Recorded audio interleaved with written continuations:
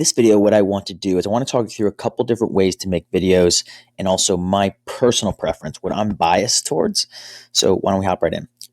If you don't already know, if you're watching this video, chances are you already know that I've done a decent amount of travel this past year, and even before when I wasn't traveling so much, I always preferred to make videos with my phone. When I first started making videos, what I realized is that I had a iPhone that had a good camera on it, and instead of trying to learn a whole new DSLR camera setup or to even have to transport it, because a lot of the videos that I was doing was on the go, on the move, and I'm talking about even before I was traveling, in terms of doing what's called walk and talk videos.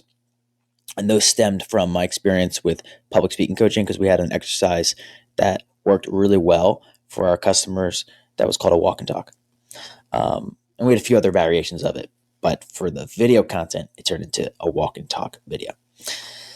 And I'm still biased towards having the mobile first setup. So what I'm going to do is I'm going to share a couple different ways you can make a video. One is actually not going to be mobile first. It has good capabilities, but it's not mobile first. That's why I don't tend to use it personally as much. You'll realize when you start building a team, you don't need the mobile first setup as much. But personally, I like the ability to make content on the go. So the first way you can go about creating content is if you go and onto Google and you search online video editor, there's a very good chance that you get some of the same options every time. I think for a while there was a software called Veed.io, and I had a couple friends who actually use that software. I only used it a little bit, but what I found early on when I was creating videos on the go was to use a software called Kapwing. It's spelled like Kapwing, but with a K, so Kapwing. I think early on they must have just had really good SEO, because they would pop up near the top of Google results. But what I liked about theirs is that I could record my video content right into the cloud editor, so that didn't take up more and more space on my phone. And then I could have the editing done mobily, or the editing could be done on the desktop. And over time, they've actually went through a rebranding, and they've added some more AI tools that help speed up the video editing process. So I do like that one. I don't personally use Kapwing that much anymore. My team uses the Adobe Creative Suite, but I still like the ability for on-the-go type content. And there's actually other options that I could share. And if you think that's valuable, I'm happy to do that. I also don't know if it'd be valuable to just keep listing a bunch of different softwares that I've used. So that's a mobile first option.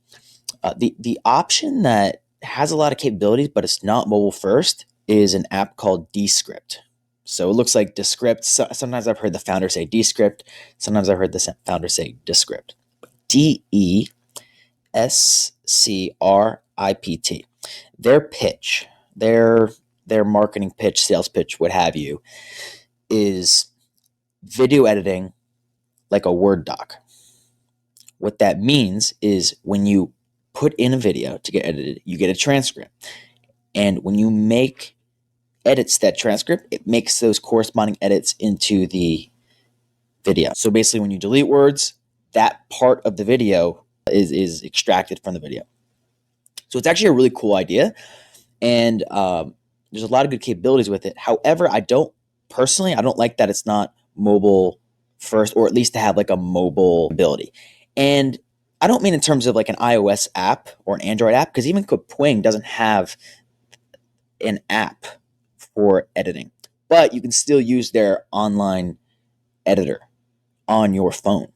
Whereas Descript, if you try to log in from your phone, it's going to say that Descript is not available on mobile. So as I mentioned, when you're building a team, it's not of the utmost importance to have mobile first video editing options. But I think personally, if you're just getting started and you don't have a team, that it makes a lot more sense to start with the mobile first options, and then you can use another option like Descript once you start building a team. Or if you were to hire a company like mine, we tend to use Adobe Creative Suite, but there are times that we will use Descript as well. So I hope you enjoy this one. I gave you the mobile first option for creating videos, and uh, another option that's not mobile first. It's desktop only, but has good capabilities. So let me know. Let me know what you thought of this video. Let me know of these two options, which ones you think you will use, or if you already have used one of these, let me know how your experience was on that. All right, so I'll be talking with you in the next one. Peace.